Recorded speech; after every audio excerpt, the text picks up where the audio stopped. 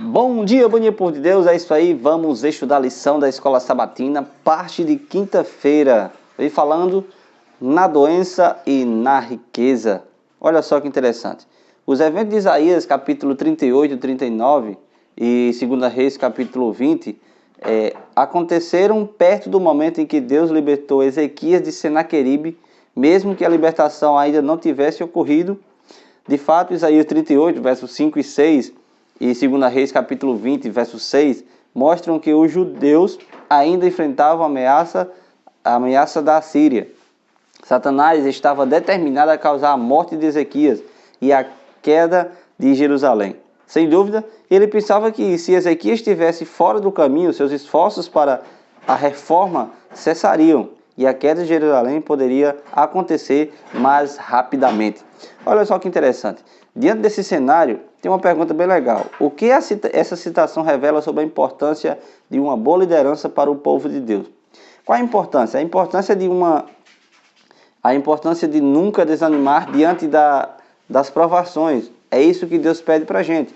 A gente nunca deve desanimar diante das provações, acreditar que o Senhor está conosco em todos os momentos e que Ele é capaz de nos livrar e nos dar a cura.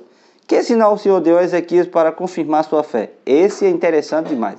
Olha só, Deus ele fez com que o sol retrocedesse 10 graus no relógio de Acaz. Então é interessante a gente notar o poder de Deus se manifestando ali para mostrar a grandiosidade dele diante das nações.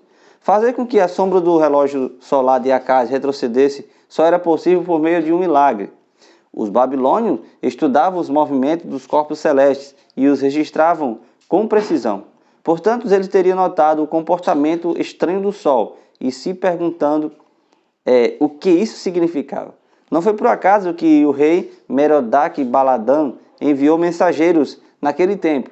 Os babilônios descobriram a relação entre a recuperação de Ezequias e o sinal miraculoso. Olha só que interessante, os babilônios estudavam sobre os astros e tudo mais, e eles notaram algo estranho no sol. O sol retrocedeu 10 graus, e eles entenderam ali que aquilo só podia ser obra de Deus através de Ezequias, que estava ali comandando Jerusalém.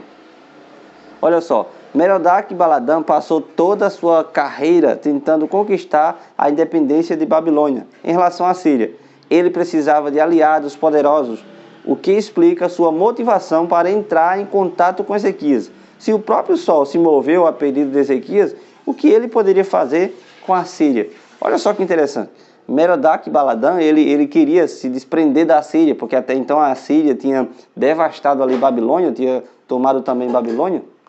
E ele queria se desprender. E ele viu uma oportunidade. Se a oração de Ezequias foi capaz de retroceder o sol, imagina o que Ezequias poderia fazer com aquela nação.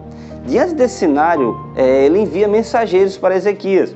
E o interessante que a gente nota no capítulo 39, que é justamente esses mensageiros que vêm da Babilônia, e Ezequias, um erro tremendo ele faz ali. Porque quando os mensageiros vêm, ele era para anunciar o Deus grandioso que fez retroceder o sol, apresentar esse Deus maravilhoso para aquele povo.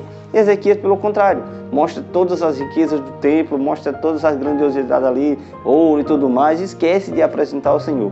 Ele perdeu uma oportunidade incrível de fazer o que Deus sempre quis que a nação de Israel fizesse, que era apresentar o Deus verdadeiro àquele povo. Então, diante desse cenário, a gente pode entender uma coisa.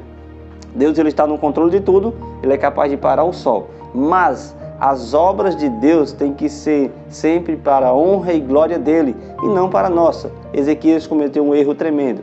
E a profecia fala que todos aqueles utensílios do templo e tudo mais que Ezequias mostrou foram retirados ali. Que nós possamos ter isso em mente. A gente tem que ser fiel na doença e na riqueza, em todos os momentos da nossa vida, acreditar que o Senhor é poderoso e pode nos livrar de tudo. Que Deus possa abençoar vocês e vamos orar. Eterno Deus e grandioso Pai, te agradecemos, Senhor, por essa mensagem, que teu santo e bom Espírito venha estar conosco, Senhor, para que possamos ter força para enfrentar as provações e poder glorificar o teu nome no meio delas. Fica conosco, é o que te pedimos e te agradecemos em nome de Jesus. Amém.